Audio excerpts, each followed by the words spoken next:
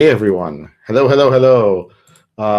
Let me just remind everyone that there's like a 30-second or something delay. So I'm saying this, and then I will type to you in the future.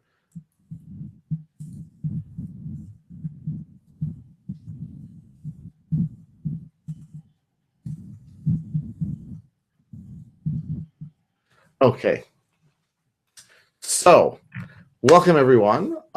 This is the first, well, I'm going to lower this a little bit so you can actually see me and not the blinding light that's behind me too much. Welcome, welcome, welcome everyone. So I'll introduce myself a little bit. For those of you who don't know me, I'm Reuven Lerner. And this is the first of a few webinars that I'm doing on the topic of data science in Python. And this is, as I'm sure you all know, going to be a really, really hot topic. Basically, I want to just sort of go and describe myself a little bit, and then I'll tell you why I'm doing this, both because I think it's fun and because I think it could be beneficial to other people, and sort of what I expect to do today and what I want to do in futures and in future ones. And yes, there will be additional webinars on this subject, because after I was putting this together, there's just way too much to do in one, and it's also going to be late, you know. So here, I think you should be seeing. Oh, you don't see my desktop. I need to share that. Hold on, hold on. Let's do that. I always forget how to share things. Screen share. I'm going to do desktop number 1. Kablam. There we go.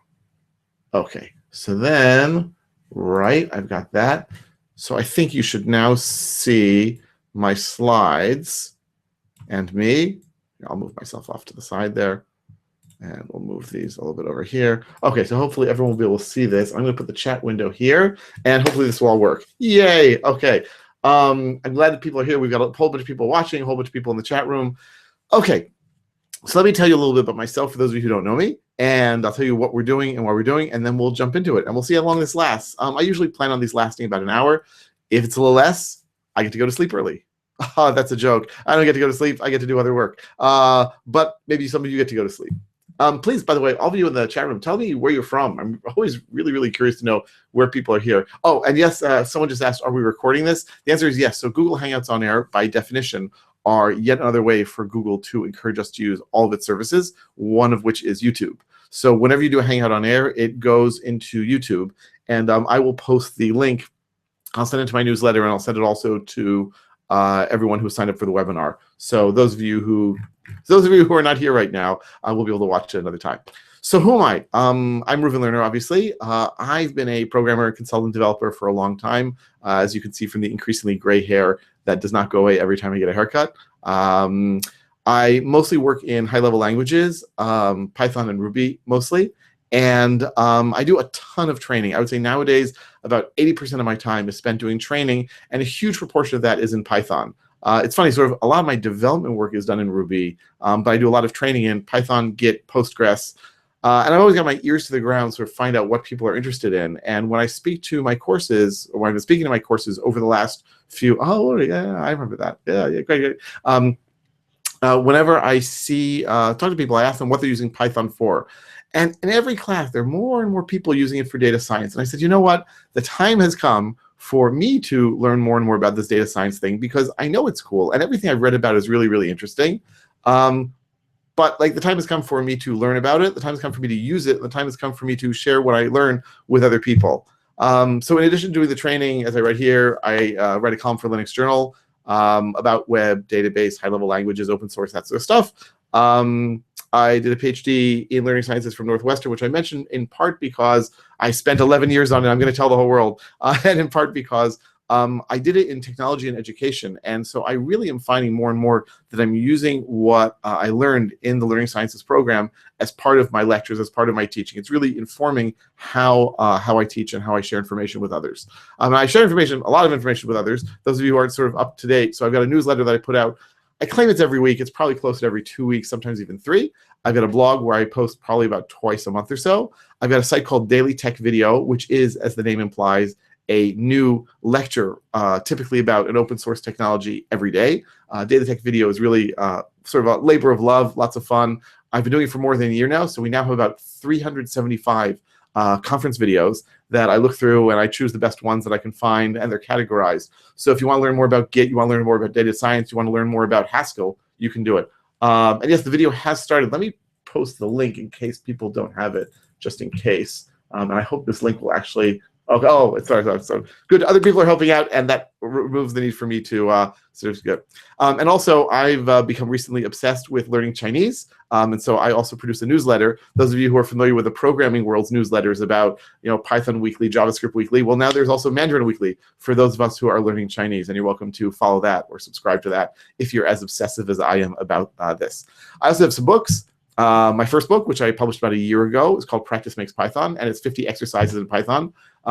Basically, it's for after you've taken a course or after you've read a book, another book, that is to say. This is like a workbook to really get you sort of going. And a week from today, I have my new book coming out. It won't quite be done, but I'll have the initial version ready, called, I got to continue the series name, right? Practice Makes Regex. For all of you who have sort of kind of learned regular expressions in the past and are running away in horror because regular expressions are so difficult or so terrible or so incomprehensible. I actually had someone in a course a few weeks ago who said, I don't need to learn regular expressions. I know everything I need to know. Everything I need is just dot star. Which those of you who know regular expressions might be amused by that. Others might be horrified. But anyway, the point of the book is it's going to have examples in Python, Ruby, JavaScript, and PostgreSQL. And the idea is, given a task, and it's usually going to be simple, small tasks, how can you write a regular expression to solve the problem? Anyway, that'll be coming out in a week, and I'm going to be announcing on my mailing list and discounts and the whole business that people now do when they self-publish ebooks. But let's get to the subject at hand, which is, what is data science, right? And I wasn't quite sure what to call this webinar, because like, is it data science? Is it data analysis? And I decided to go with the cool marketing name of what is data science. And so I looked around for what you can find for a definition, and the definition is very, very fuzzy. So the Oxford Dictionary, which I'm going to use as a foil here, right? A person employed, this is a data scientist, right? Not data science. So data scientist is a person employed to analyze and interpret complex digital data, such as usage statistics of a website, especially in order to assist a business's decision-making. And the thing is, when you read that, you say, really? Like, that's a special job? That's a special thing that people need to know how to do. Like, I've been doing web development for what, like 20 some odd years now, 23 years now, shocking as that is. And I never considered myself really to be a data scientist. I was just looking through log files and trying to interpret them. But as log files get bigger, and as the amounts of data we're dealing with are getting bigger, there's a need for knowing how to work with this sorts of data, knowing how to read it, knowing how to manipulate it, knowing how to produce output that's actually useful to people, that people will know what to do with it. Helping your boss, helping other people in your business, helping all sorts of other people elsewhere. So who are these data scientists? Well, the best definition I've seen, which is of course very amusing, is a data scientist is a person who is better at statistics than a software engineer, and better at software engineering than a statistician. And this is so true. I cannot tell you, like, the more I read about data science, the more I'm absorbing about this. You have people basically from two different sides of the world. You have people like me who grew up in the software world, right, and are professional programmers, and I know how to do all sorts of data manipulations. Oh, I have to learn a new kind of data. What is it called? Like blah, blah, blah, blah. I'm losing the word. I have a new kind of data structure. That's fine. I'll learn new data structure. Oh, there's new methods. I'll learn new methods. I have to worry about efficiency. I'll worry about efficiency. Oh wait, statistical models. That is a little more difficult. Fortunately, in my grad school work, I had to take several quarters of statistics, and I actually used a whole bunch of stats in preparing my dissertation. And I was like, well, I don't really know it that well, until people started coming to me asking me for help on the stats. So I feel like I'm actually in a good position here to sort of bridge these two worlds and try to figure out what is it about the statistics world that will help us, and what is it about the programming world that will help us, and try to help people understand how this can be useful. And I'm really starting to go more and more into this direction. I find it fascinating. I find it interesting. I find it fun. And I find there's also a need out there. Really, data science is ridiculously hot. As I said, every company that I talk to has someone doing data science or business analytics, as they sometimes call it. And the need for people who know how to do this is just going to grow and grow and grow. And it turns out, as I'll say a little more in a little bit, Python is probably the leading language, or one of the leading languages to do data science right now. So if you know some Python and you can learn some data science, if you can learn some of these techniques, boy, let me tell you, you got it made. Companies are gonna love you, or so I'm hoping they'll love me too. Anyway, wow, I see someone at 2:42 a.m. right now. I don't know what to say. I'm very impressed, or horrified and shocked. Although I did have someone in the course I'm just giving today. I was giving it online from here in Israel, where I live, and it was meant for people in Europe. but there was someone in the US following along. So they also were hopefully drinking a lot of strong coffee. So here's a graphic depiction of data science, right? And so what were the three parts? We love these Venn diagrams, right? So we've got, first of all, hacking skills. And this is the thing that I don't want to say so many people have, but many people have, right? Everyone in the computer industry has these sorts of skills to go in, use data structures, use functions, create objects, and manipulate data. You want to read something from a file and do something with it and spit it back out, you can totally do that. But that's not enough to work in data science. You also need knowledge of math and statistics, right? And the statistics is not that hard, and we're not going to do that today. Today, I want to say, like, this is the first of, I'm guessing, 2, 3, or 4 webinars that I'm planning to do on the subject of data science as I deepen my understanding of it and I explore it more and I start to offer more and more courses in it also. Today, I'm just going to talk about sort of data manipulation, but we're going to talk about statistics and modeling in another webinar. We'll talk about plotting and sort of just describing data in another one. But you definitely need to know some math, not a huge amount, but enough to be dangerous. And then you also need expertise. You need to understand the problem domain. And this is something that has to do with modeling, which actually was part of my PhD dissertation. The whole idea of modeling, that I want to understand what is it that makes something tick. How can I describe the essence of something so that I can simulate it and make predictions based on it? And so that, and the only way you can really model is by having expertise, by really following something up close, researching it, understanding it, cutting it down to its core, and then experimenting. So you have these 3 different areas: hacking, substantive expertise, and math and statistics. And what I love about this diagram also is that it shows you what happens with the overlap. So when you have all 3 of these in the middle, you have data science. That's what's going on. You've got people who are doing great programming, people who know their stuff with math, and people who have studied the domain and know what they want to do. So the examples I'm going to use today are just from weblogs, just because they were available to me and they're sort of easy to work with. But data science is being used in all sorts of crazy places nowadays, whether it's business analytics, whether it's medicine, whether it's population, whether it's government, whether it's politics, right? The American, I mean, I'm based in Israel, but as you can hear, I'm originally from the United States, and I still follow politics there quite a bit. And so there's the presidential race going on, even though it's a year in advance of the elections. Crazy, but true. And you can be sure that all the campaigns have data scientists working on their staffs to figure out what are the best predictors for someone voting for them, right? What neighborhoods, what ethnicities, what everything. So you combine all these, that's data science. What I like is also that in this diagram, you see the other areas. So machine learning here is hacking with math and statistics. Like, machine learning is basically, hey, computer, right? I feel like I'm a Star Trek computer, right? Hey, computer, go find me some patterns. And actually, there was a guy who helped me with my dissertation who was extremely dismissive of this, because he said, look, anyone can take a bunch of algorithms and throw them at data and find patterns. The question is, are these patterns really interesting? Are these patterns meaningful? And that's, I think, the big difference between machine learning and data science. Now, I'm not trying to besmirch the name of machine learning people out there, because they're often very smart, very good at what they do, and we need them. And machine learning is an important part of data science, I'd say. But it's not the only part. You also need to be asking smart questions and directing the machine learning in certain areas, in certain directions, so it'll work. You also have traditional research, right? And so there, and I might take some exception to this, where there are no hacking skills in traditional research. But if you look at economics research, sorry, I'm just pulling a muscle here. If you look at like traditional social sciences research or traditional economics research, they are basically lots of expertise and lots of statistics, and they're applying those together, and not necessarily a lot of programming skills. Indeed, when I was working on my dissertation, as I said, people were asking me for help to some degree with the statistics and to some degree with doing programming to help them out in gathering data and manipulating the data. And what I love here is the danger zone.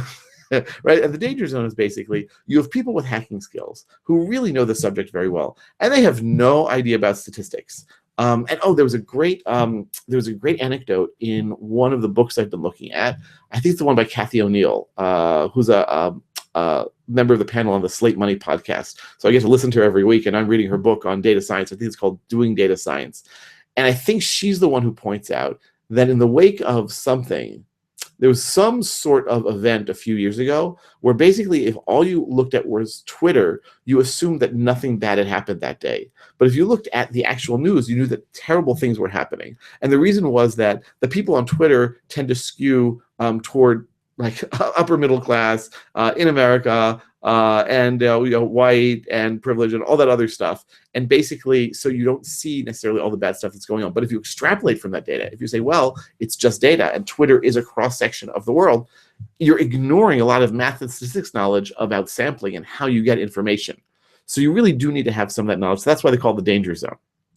Okay, so as I mentioned before, asking questions is probably the most important part of this. And you really need to know, and today we're not really going to talk about asking questions. That's going to go more into the modeling webinar that I'll probably do in another few weeks, another month or two. But when I started my PhD, and wow, I seem to be referring to my PhD way too much in one webinar, but when I started it, I was told that the most important thing you can do is ask a good question. I thought this was the dumbest thing ever. Like, really? How hard can asking a question be? Right? Like, you come with a question, you ask it, and you're done. But it turns out asking a good question is really important because you have to ask a question that you can verify, right? It's very easy to ask a question and say, well, you know, I think it's true. But how can you come up with a question that will indicate to you, yes, it's really working, yes, it's really true. So you want to ask a good question, and what kinds of questions can we answer with data science? And the answer is, there are a lot of them. We're typically going to be looking for a lot of correlations. Is this related to that? Or what do I have the most of this? Or can I divide things into different groups? And those sorts of, if you can formulate your question in such a way that it can be answered in one of those ways, right? So if you're just saying, show me, you know, what's interesting about my weblogs, you're not going to find anything interesting. Or you may find lots of things that are interesting, but they might not be relevant.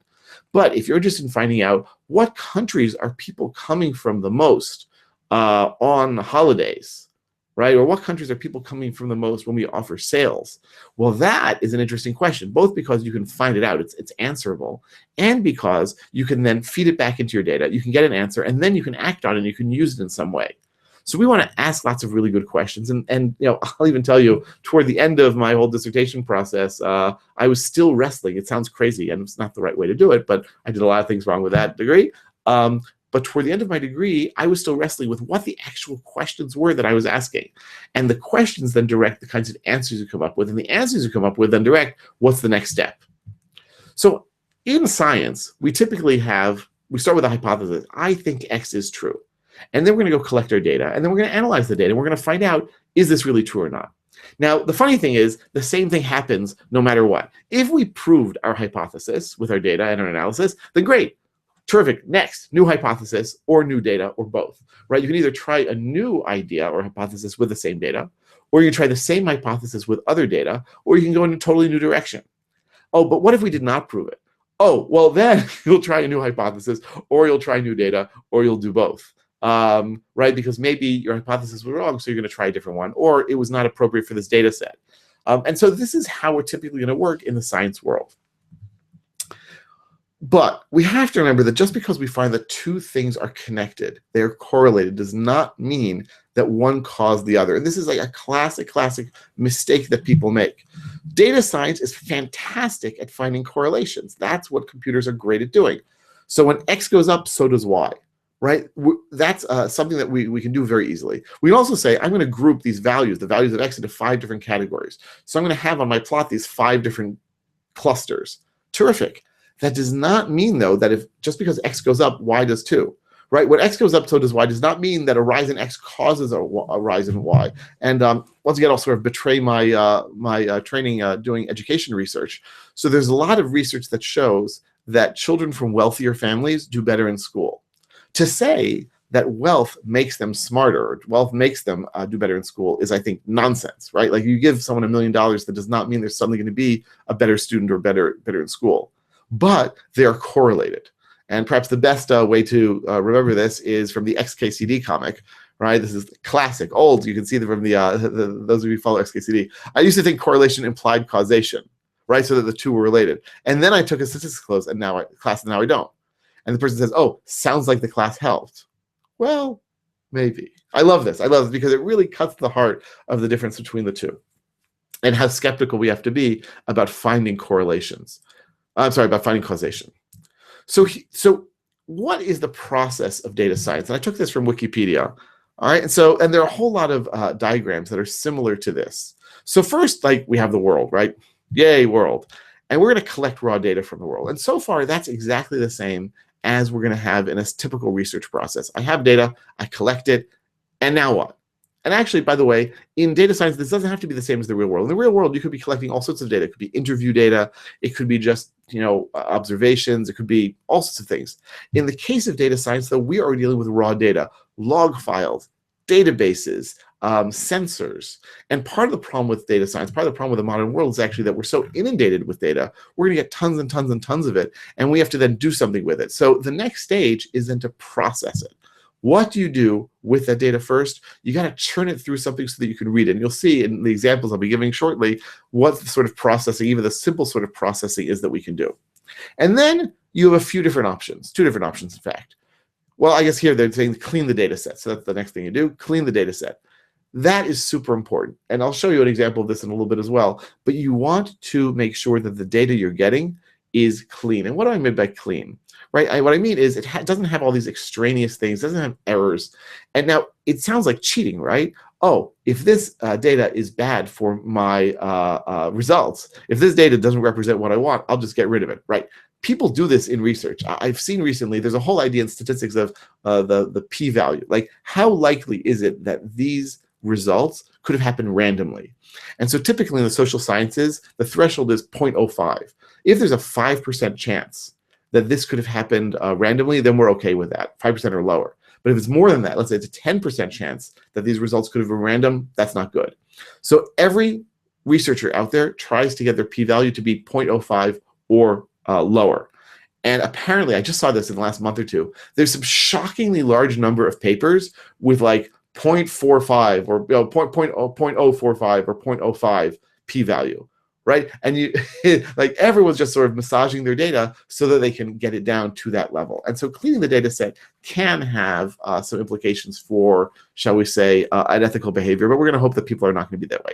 So you clean the data set, and then you can move into your modeling. Like, well, I have this theory, and I want to represent that theory in a model, statistical model, computerized model. Or you can do what's known as exploratory data analysis, which means you're going to play with the data.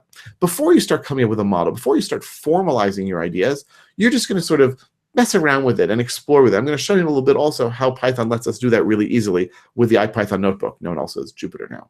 So you play around with it, and then what do you do after your exploratory data analysis? Well, you can do one of 2 things.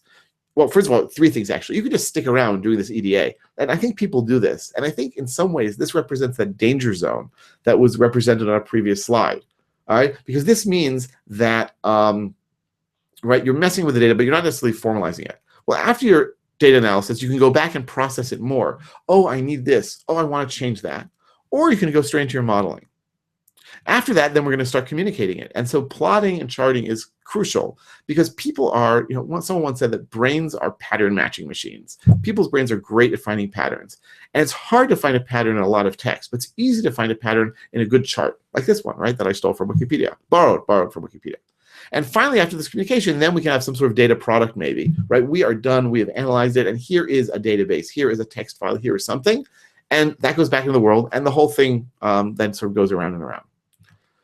So that's the sort of process that's usually used. Now, why Python? Like, where does Python get into this? And it's kind of funny for me. Python's been around for a long time, right? It's been around since 1991.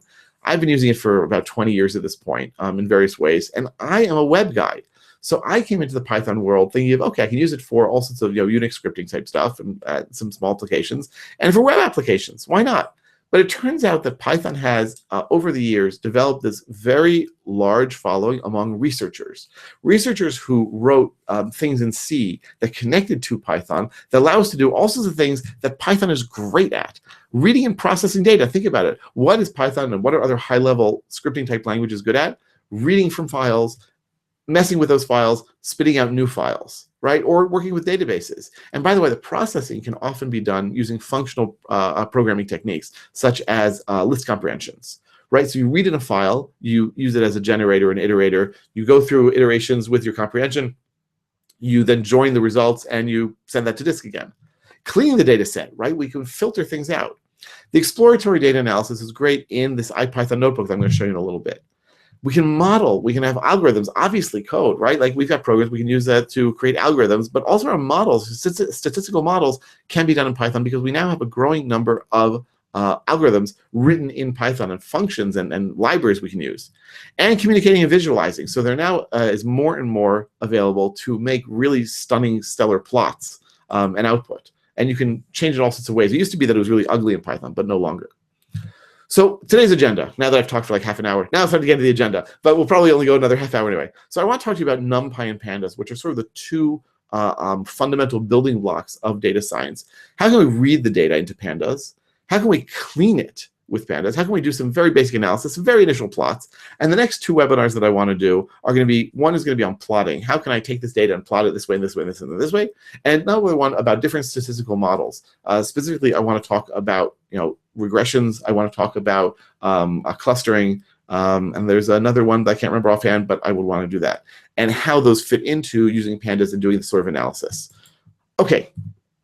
So Numpy. By the way, I do see the chat, and I see people are like listening, and that's great. If you have questions, if you have comments, please put it in the chat. There is this weird delay, so I won't be able to answer right away, but I'll see what I can do. So Numpy. Numpy has actually been around for quite a while. Numpy is, and it's come through like several generations of code. It is the foundation of data science in Python, without a doubt.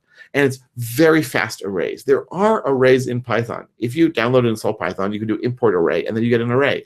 But that's not really a C array. And C arrays, as we know, are going to be much smaller, much faster, much more efficient.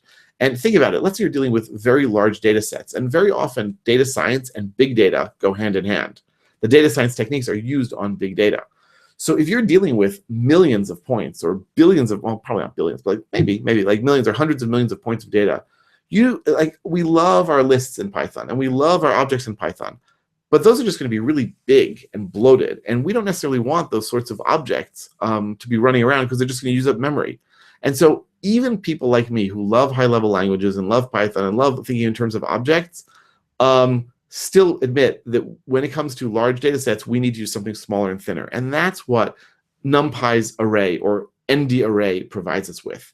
It's more restrictive than lists in Python, but it's still flexible enough. We can all do all sorts of things, and then we can handle many more data points in memory. So we use the NP array. So first of all, almost everyone who works with NumPy, I should say you have to install NumPy. You can do that through PyPI, right? You just do pip install NumPy, and it should download and install. Shouldn't be much of a problem. And then you say import NumPy. Now you could just say import NumPy. No one does that. Everyone says import NumPy as NP, and basically every piece of documentation you're ever going to read about NumPy and about Pandas and so forth, this is the first line that you're going to see. And then I want to create an array. And so here I provide it with a list, although I can give it any iterable I want, right? And so NP array is created from this list. Couldn't be easier. And now, what is A? A is a NumPy ND array. It's my multi-dimensional array. Okay. I can also use a range, np.arange, to create a range. It's just like our regular old range, right? And here we have an array from 0 to 14.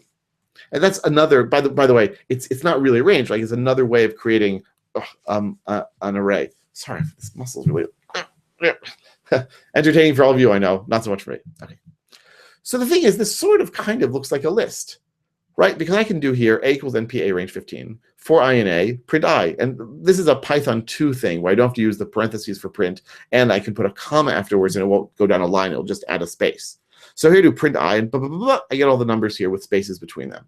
So basically we see that it's iterable. np a range returns an ND array, and it looks sort of kind of like a list. And here also, watch this, I could change one of the elements there. So if I say array, A5 equals 100, we can see that the thing at index 5 is changed. So that sort of looks like a list. But and we can even do this, A of 0, right? I can grab things based on their index. And A, I can do a slice up until 5. And here it's a little different. Yeah, it's mostly the same, but a little different, where I'm getting here up to, but not including, index 5. But the slices still work. But not everything works. For instance, I cannot append to it. There is no such attribute append. There's no method to append to it. Once you create an ND array, I believe it's fixed in size. I'm pretty darn sure that's the case because we've allocated this array to be of a certain size. You can add arrays together and then you get something larger. But it's not a list, and you can't think of it as a list. You have to think of it as a NumPy ND array. Also, and here's the most important thing and the weirdest thing for people who are used to working in a dynamic language, the elements are typed. So A of 0 is a 100. Okay, A of 0 gives me back 100. So far so good. But if I dare say a of z equals abc, bad news. Invalid literal for long with base 10, abc.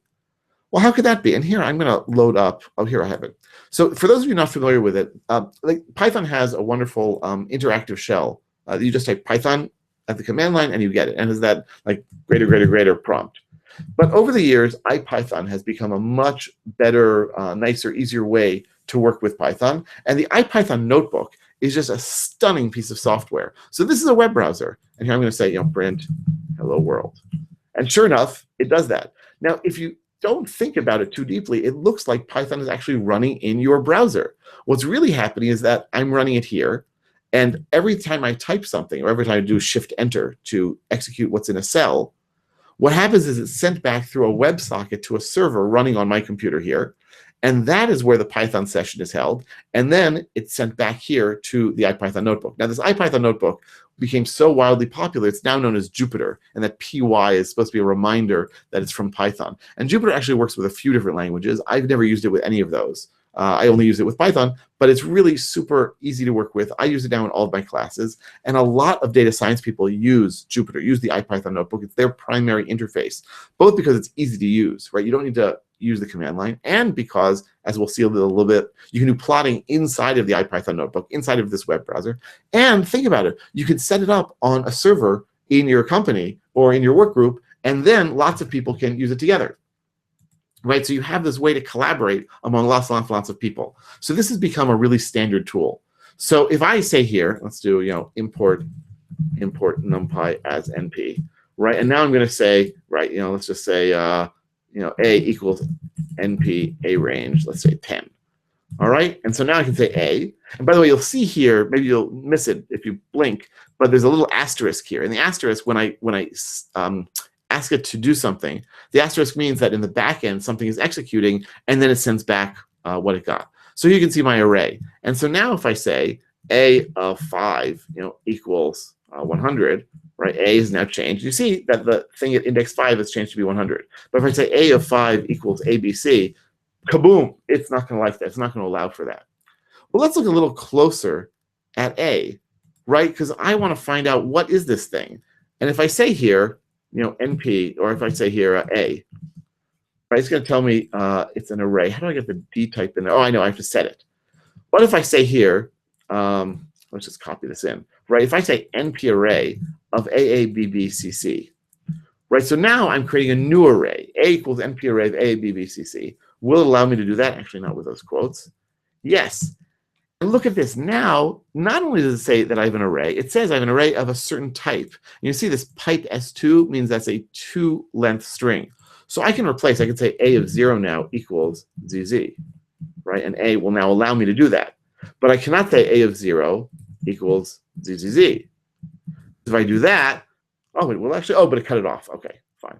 If I say here, QRS. Right? It's only going to take the first 2, and that's because it is defined to be of a type S2, string of length 2. Now, that's the sort of thing that Python programmers are not expecting to see. But again, this is not a Python list. This is an array. It's a thin veneer on top of C, and so you have to be aware of these data types, and you have to be aware of what's going on with them. It also means that, let's say I have here, a equals np, let's just, np a range of 10, right? So now we see a, and I say a of 5 equals 1, 2, 3, 4, 5, 6, right? And now look at what it did. It just took it as an integer, because right now in this np array, I only have integers. So it will basically automatically and silently cast my float to an int, as opposed to if I say, a equals np, array, the np array. I always get that wrong. Sorry. Oh yeah, here we go. np array.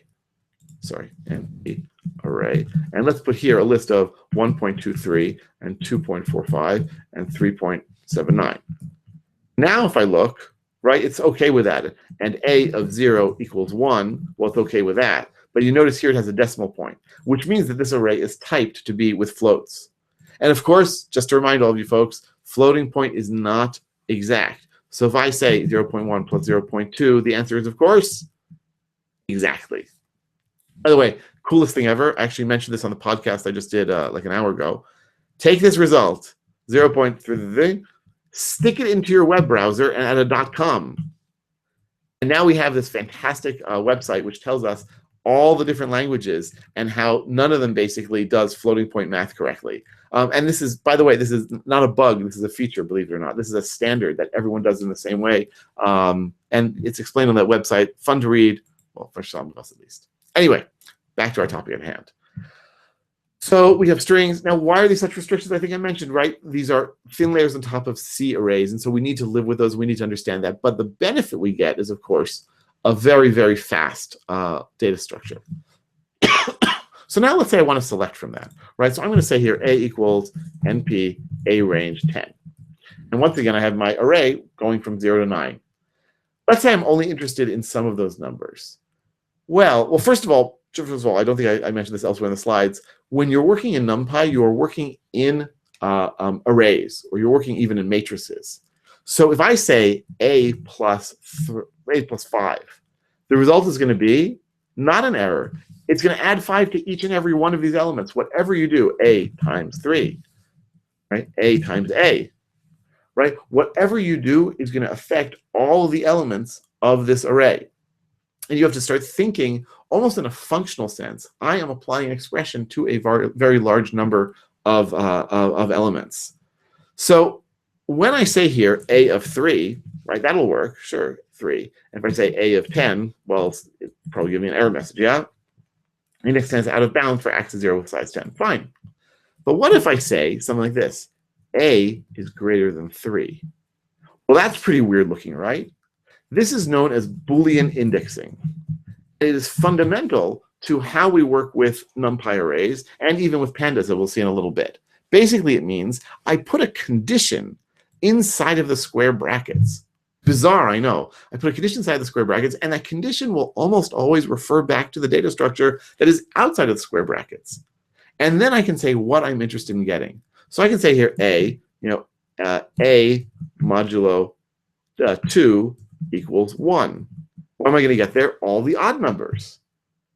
Right? It takes a little while to sort of think about it, but what's happening is, again, very sort of functional. We're applying this expression to every element. And instead of saying, I'm going to iterate over A and my iterator variable is going to be X, we just use the data structure itself, A, to represent each of its elements. I think this is very similar to what happens in R. I used R a bit in my dissertation. I haven't used it since, I'm afraid to admit. Okay. So we see how we can use this sort of Boolean indexing. Let's look at a few others, right? So now, don't do this, right? So here we saw A modulo 2 equals 1. What if I just say A modulo 2? Look what I get. 0, 1, 0, 1, 0, 1. Because it's not then testing. I don't have a true or false value. My Boolean indexing only works if I am giving it a Boolean value here. If I'm giving it something else, like if I say, A, I don't know, A times 3. I don't even know what's going to do. Oh, it's not going to like that at all. It's going to try to go beyond that. So never mind. I'll just erase that. That's a great thing about IPython Notebook also. Postgres, yes, it's true. Actually, Postgres, someone just noticed that Postgres is actually accurate. It says that on that site, actually, which I've always been surprised by. Now, what if I'm interested in the things that are not odd, right? So I can say A modulo 2 equals 1. That's for the odd numbers. I can also go back and change that to be not equals 1. And now I get the even numbers, right? Because the remainder is not 1. I can also do something else, which is a little weird. I can put a tilde at the beginning here. Oops, there we go. And now it gives me the same result. And the tilde basically says, I want to negate whatever expression is here. Again, not very Pythonic, say, but you can't argue with success. And so many people are using NumPy, and so many people are using this nowadays. This is just the way that it works. Now, what happens if we don't have any data? Right? And it's going to happen very often. You're going to read things in from disk. You're going to get things from the real world. And for a certain element, you're going to have nothing. You could say 0. You could say minus 999. You could say something else. In NumPy, we use something called nan, N-A-N, not a number. And that's to represent the lack of a number in there. And this is really important to know about when you're cleaning up data, because very often you're going to get data that's dirty or that needs some work done on it. So if I say here, it's represented, by the way, as np.nan. So if I say np.nan, right, that gives me nan. And I can say, is np.nan equal to 0? No. Is it equal to false? No. Is it equal to none? No, it's something else entirely. How about np.nan equal to np.nan? False. This is, yes, someone mentioned it looks very MATLAB-like. That is definitely one of the ideas. And many places are switching over to Python from MATLAB, in part because the Python data science community is exploding in growth. This muscle. And in part because they spend an enormous amount of money on MATLAB per developer. And Python is, of course, free and open source. So I've done training at a few companies in this sort of stuff in Python, and even in some data science in Python, initial stuff with Numpy and Pandas, in places where they're switching away from MATLAB and using Python instead. Now, I want you to notice this here. npnan equal npnan, not true, right? That's false. And by the way, I wonder if we say not equal. No, that's true. Okay, fine. So it's not exactly like null in SQL, but it's really close. You can't depend on it being equal to itself. So how can we deal with it? How can we filter it out? Because we're going to want to filter it out, right? What if I do something like this? A equals, np array, and I'm going to say here 1, 2, 3. All right, and that's my A. And what now I could say a dot sum. No, I'm going to say sum of A. Sorry. Fine, and now I say A equals np array, right? That should not surprise you. 1, 2, np nan. And I say sum of A, and it says nan.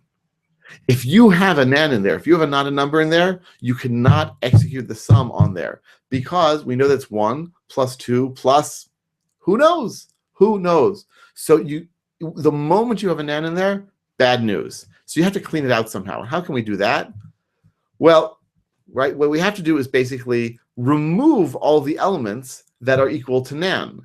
And we can't do that with equal, because equal will not find the nan. So we have to say, here, let's do this here. I have to say here A, and if I say A, right, and I'm going to say np nan A. It'll find, oh, sorry. Oh, is nan, sorry, not np nan, np is nan. And here it found me the one element that was nan. So I want to find everything that's not nan. So I'm going to say tilde, everything that's not nan. And that finds me 1 and 2. Well, now I can say sum of those guys, and now it'll give me the result that I wanted. All right, so it's very important when you're working with data to recognize that if you have any nans in there, you got to get rid of them before you do anything. And there are ways. Many functions will give you an option to say, like, ignore nan. And you say ignore nan equals true, and then it will do this for you. But you have to check that, otherwise you're going to end up with all sorts of bad stuff. So the story so far is that NumPy lets us work with arrays and matrices, right? And all these operations apply to all the elements, and we can filter to our Boolean type of n. Yeah, I was actually surprised by that too. np nan is a float, right? Yeah, np nan is a float. It would seem so. np nan, I don't know, like we can, I guess, ask it like for its value. What's its real value? Real, oops. Man, well, serves me right, I think. All right, now I have to just do this for fun, or like, let's see, what do I have here? Real, I can say imaginary, right? Okay, fine. Well, I already asked for the real part. Let's ask for the imaginary part just for fun. 0. Oh, okay, fine. Okay, enough crazy fun with that. So the thing is, we could work just with NumPy arrays, but we probably don't want to. And we don't want to because, can you still stop quickly? Oh, sure. Okay, I'm glad someone's mentioned that. Here, let me try. You know what? I don't think you need the slides so much. I will move them off here, and I'm just talking. And by the way, anyone who wants to get the slides afterwards, just ask me, and I'm happy to send them to you. Okay, so I'll have the slides here over to my side. Sorry. I realize that can be really annoying when someone does that, so I'm glad someone told me. Please don't be polite. Tell me what you think. Okay, so we could use NumPy arrays to do all of this, but instead, we're going to use something higher level. We're going to use something known as Pandas. And Pandas is some sort of funny acronym that I don't remember the words for, but Pandas basically gives us a high-level view of our data, giving us something that's much more similar to what we can think of as a database or a spreadsheet, so that we can work with data in a more sort of an easier way. So I'm going to make this a little bigger. So what I'm going to say here is, I'm going to first of all say import pandas as PD. Once again, it's sort of like NumPy. Everyone does that. In fact, I'm going to just add this to the presentation so I don't forget to say that. Okay, fine. And now I'm going to create something that's almost exactly like a NumPy array. I'm going to create a Pandas series. If we look at my series, you'll see that I have 10, 20, 30, 40, 50. I have 5 numbers in there, and the numbers are here, and it's of type int64. Basically the same as I got with my NumPy array, which raises the question of, so who cares? What do I need it for? And indeed, if I say here s values is a NumPy array, right? Type of s values. It's going to give me my NumPy ND array. So why do I care? Why do I need to have this series? And the series actually gives us some extra, some extras. For example, and perhaps the most important one, I can say S equals a PD series. And we're going to say here, this is also 10, 20, 30, 40, 50. And now I'm going to say index equals list of A, B, C, D, E. And of course, list of A, B, C, D is going to give me a list back of the letters A, B, C, D, and E. Okay, so I get that list back, and now I'm telling it that the indexes should be like that. Now look at what S looks like. And compare it with what I had above. Here, I'm just going to get rid of this header here so we have a little more room. Okay, so you can see here when I originally created the series, the indexes that it had were 0 through 4. Now the indexes are 0 through 4. Now the indexes are A through E.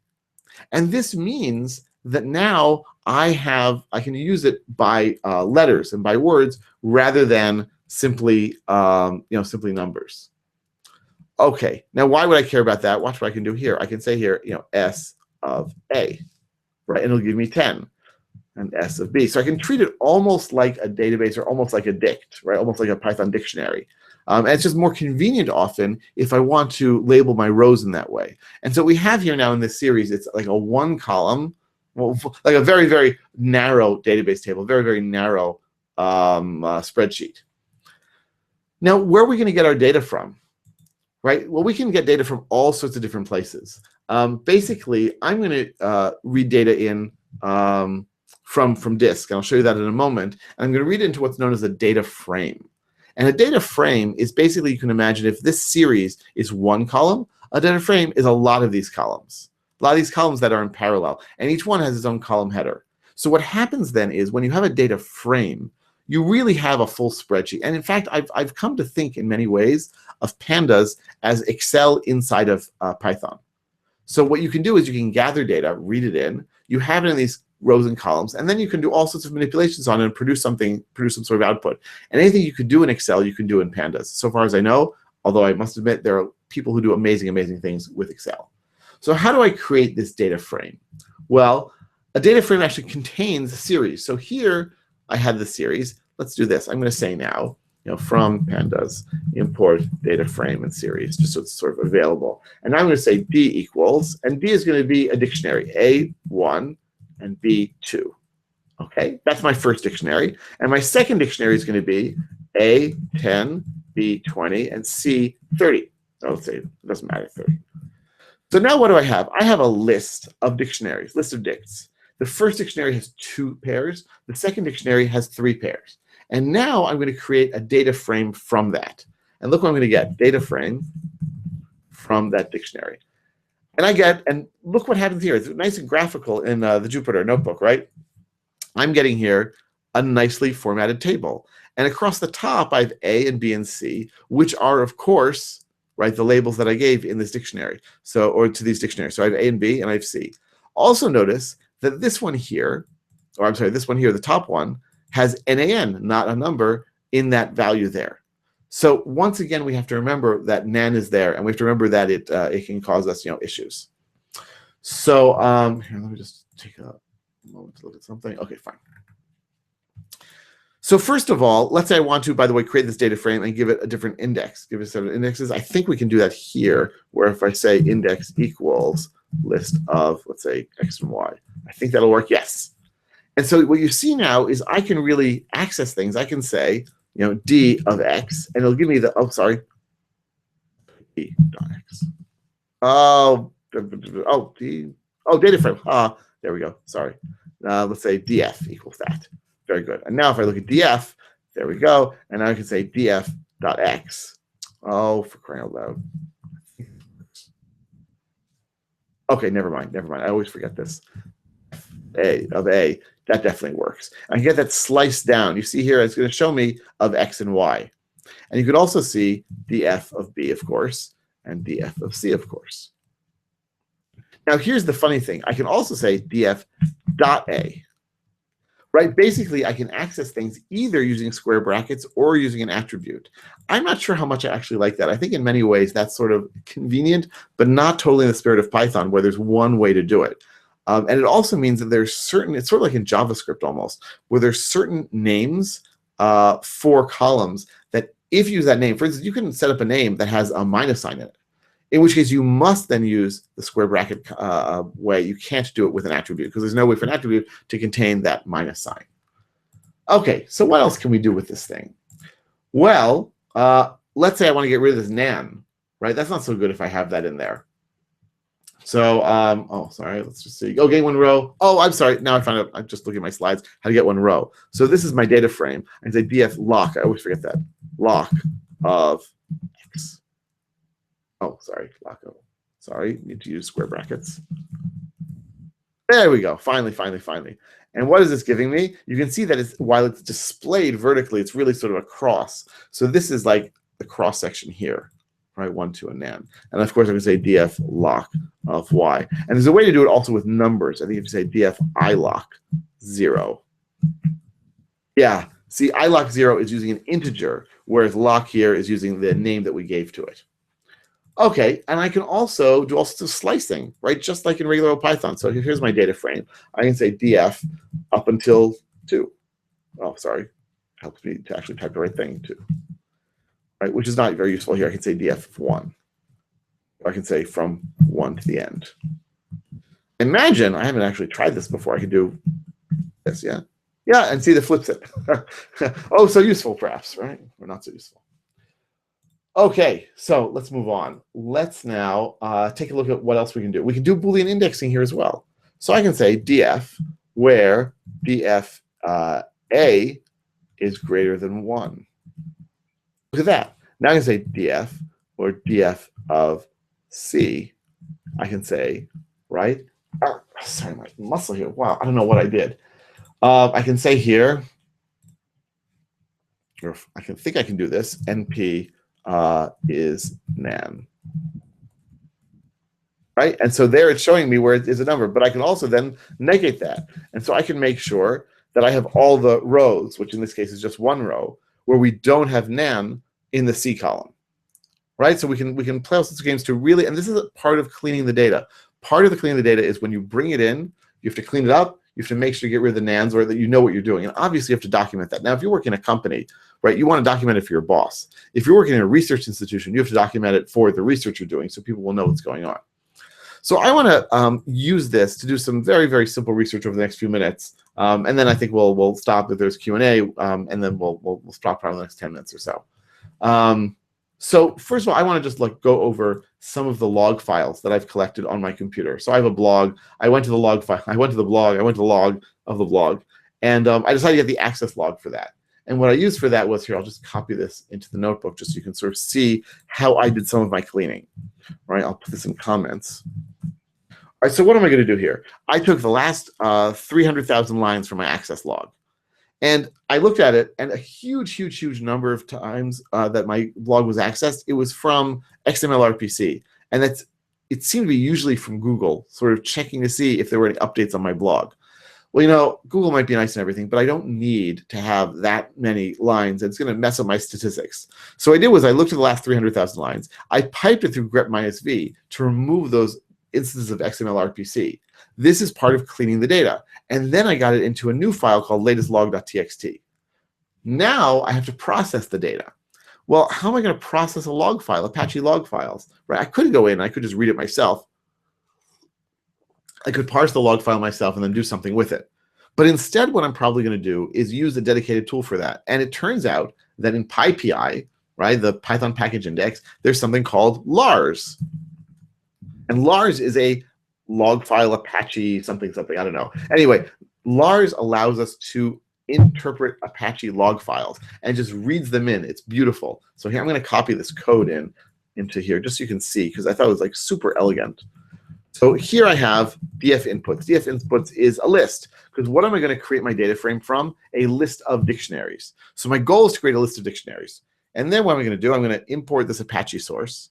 And then I'm going to say with open. So I'm going to open up my file as in file. And then I'm going to say with Apache source in file as source. So I've got two withs going here.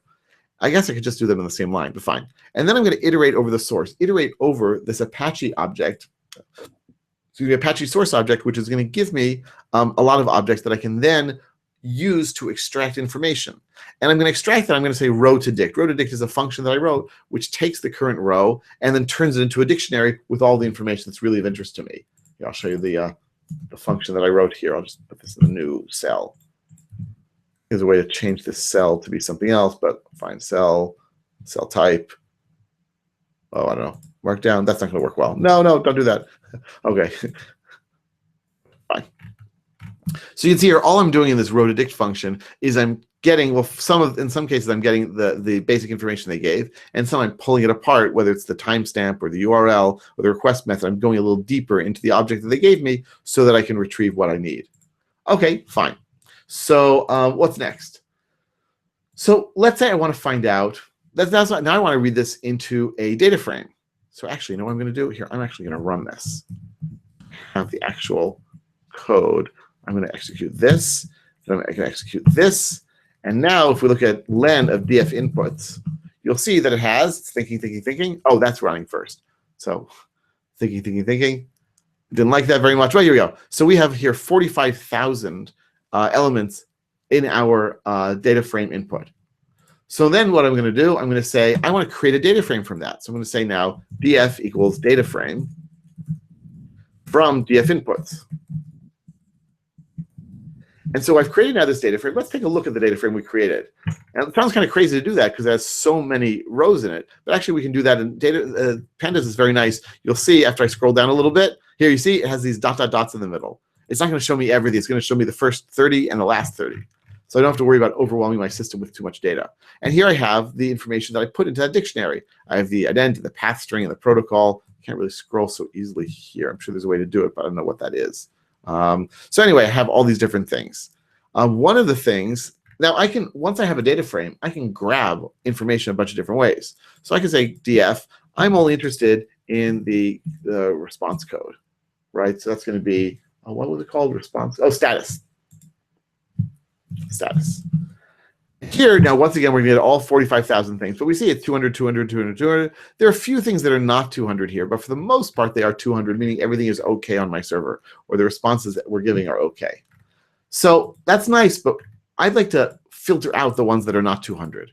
Well, how do I filter out? We've already seen that, right? I just say df, I'm going to say df status is not equal to 200. Bam. And now I've gotten a new data frame back, right? So if I say type of this is a new data frame that I got back, one which is filtered from the original data frame. But I'm only interested in the status. So I'll say from this new data frame, I'm only interested in the status. And now we have only the status from this new data frame, right? And here we have 301, 401, and so on and so forth. Well, what if I want to find out how many are there of each, right? With this, I think we're going to pretty much conclude. So let's say I want to find out how much there are of each. So I can just say here, let's go to the next cell. So I can say df. Oh, let's actually copy the previous one. It's a little easier. So I'm going to say df status, or all that. And now I'm going to say group by status. And group by is just like in SQL. It's just like in a database where it's going to take all the ones that are similar. And it's going to let me do some sort of aggregate count on it, or whatever I want. So I can say now count. And look what I get back. Oh, no, it didn't like that so much. Why did it not like that? Hold on, let me see. Group by. All right, let's do this. Let's say d group by d equals status.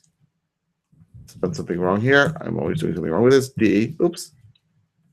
So D is statuses. Very good, very good. And the type of D is a series. Oh, maybe that was my problem. Yeah. I didn't want to get status back here. Sorry, I have to do it on a data frame. Group by status. And now we're going to do a count.